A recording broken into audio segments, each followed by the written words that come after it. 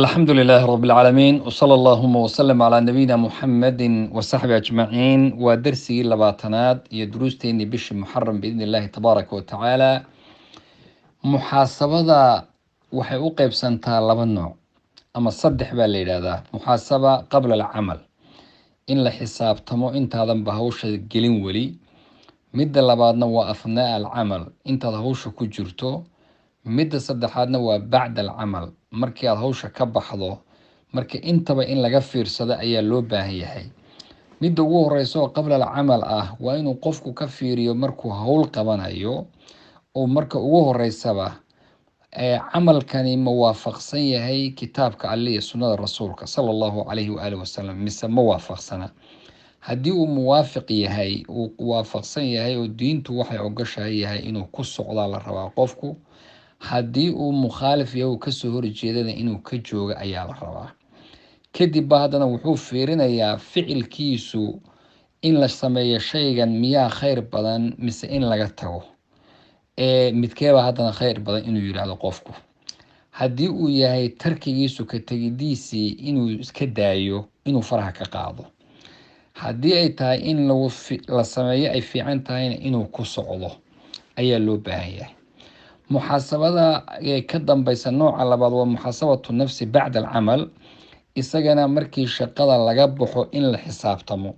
saddex qaybood bay u qaybsantaa baa la yidhaahdaa mid waa muxaasaba laga xisaabiyo daaco uu qofku ka gaabiyey xaqi ilaahay daacadii uusan samaynin oo uusan u gudanin sidii la rabay waxaa habboon xaqa ilaahay subxaanahu watacaala yambaqii xaqii rabbi inuu sida ahayd u guto ayay ahayd oo ikhlaas uu la yimaado camalkaasna mutaabaca rasuulka sala allahu calayhi waalihi wasalam uu uga dayanayo ayaa loo baahnaa midda labaadna waxaa weeye inuu xisaabiyo naftiisa waxyaabihii laga reebay inuu ku xisaabiyo hadduu garto inuu shay ilaahay ka reebay la yimid inuu ka daba tago oo bitowbati walistikfaar towba iyo istikfaar iyo dembi dhaaf ilaahay u weydiisto uu kaga daba tago xasanaadkii tirtiri lahaana uu la yimaado arrinta saddexaadna waxaa weye inuu qofku xisaabiyo naftiisa camal kasta oo waxaa la yidhahdaa ka tegidiisu ay ka fiicnayd samayntiisa yacni shay kasto in laga tagaayo ay ka fiican tahay samayntiisa inuu isagana ka xisaabtamo ayaa loo baahan yahay muxaasabadu walaalayaal waxay leedahay fawaa'id badan bay leedahay fawaa'idaas ay muxaasabadu leedahay ibnuqayim raximahullah ba wuxuu keenay qeybo ka mid ah wuxuu yihi waxaa ka mid ah faa'iidada ay keento in la isxisaabiyo horta ceebtaada inaad barato qofku hadduusan ceebihiisa baranin suuragal ma inaad zuuliso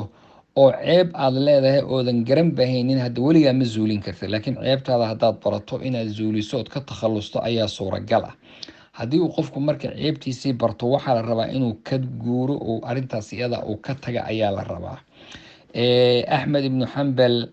ayaa wuxuu lahaa athar uu soo guuriyey qofku ma noqonayo qof fiqi leh oo diintii fahamsan ilaa naftiisa mararka qaarkood uu u cadhoodo ilaahay darti aad naftaada ula carooto soomaalida arag marka qaar inaad adigu iscunto adigu isla hadasho maxaad waxa u samaysay waxaad waxaan u samayn weyday waxaa la rabaa qofku dadka kale markuu ka yimaado oo dad baa marka qaarkood karkaarka ku weydaarin dad baa xumaanta kuu jiidaya haddana naftaadii inaad kusoo laabato oo aad tiraahdo maxaad waxa u samaysay uu qofku yidhaahdo ayaa la rabaa dadkii salafka qaar baa ka mid ahaa imaamulmusani nin la odhan jiray baa intuu fiiriyo dadka carafada taagan maalinta xajka oo banki carafo taagan ayaa wuxuu odhan jiray waxaan filayaa u malaynayay in loo dhaafayo dadka dembigooda haddaanan anigu ku jiri lahayn buu leeyahay yani ninkaas fiiri wuxuu aaminsan yahay wuxuu leeyahay dembigaygaa badan dadka dhexdooda loo dhaafi maayo dunuubtooda maxaa jira anaa ku dhex jira nin kale ayaa isaguna wuxuu lahaa haddii la sheega dadka saalixiinta ee fiican anu kuma jira ogaada dadka kuma jira boodhi marka qofku inuu naftiisa u maleeyo tuhun aad gashatood naftaada u malayso inaynan fiicnayn ayaa la rabaayood mar walba ka warqabto arrinta kale oo iyadana ay fawaa'idda waxaa ka mid qofku uu aqoonsado xaqa ilaahay uu ku leeyahay haddii aad muxaasaba la timaado waxaad garan xaqa rabbi uu kuu leeyahay ayuu qofku aqoonsanaya. qofka aan xaqa rabbi garanayninna cibaadadiisu suuragal ma inay wax faa'iidaa ay la timaado, wax faa'iidaa la imaan mayso. waxaa ka mid ah fawaa'ida oo kale inuu qofku ka fiirsado addoonku xaqa rabbi subxaanahu watacaala uu ku leeyahay, marka uu la yimaadana sidii saxda ahaydna uu ula yimaado, wax alla wixii garab marin lahaa xumaanahana